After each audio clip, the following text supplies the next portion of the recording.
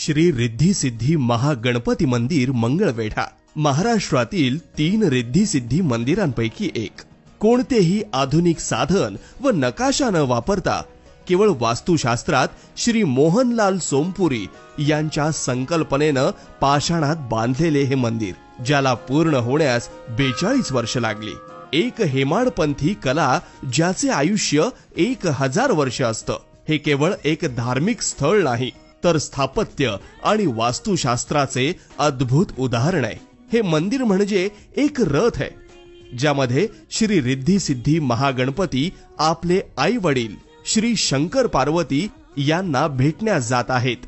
90 खांबावर उभारलेला 164 गजरात सोबतचा हा रथ पाहून इंद्रदेवानं आपली सेवा घडावी म्हणून 102 देवनार्थिक सहभागी होण्यास सांगितले, ज्यामध्ये 106 मूषकराज त्यांच्या शुभवाद्यासह सहभागी झालेले दिसतात।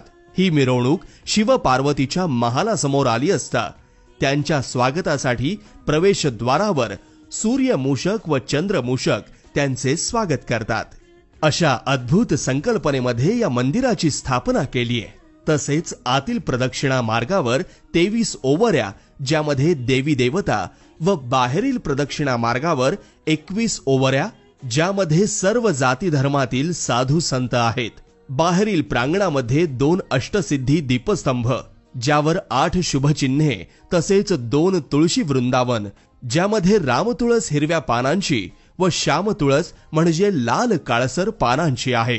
यांचे महत्व म्हणजे 11 संकष्टीला याची प्रदक्षिणा घातल्यास भक्ताच्या इच्छेस फलप्राप्ती होते। एक सुंदर अशी अद्भुतता असलेले हे आपले मंगळवेढ्यातील श्री रिद्धी सिद्धी महागणपती मंदिर, ज्याची स्थापना केली श्री अशोक भगवान कोळी यांच्या स्वप्नाने।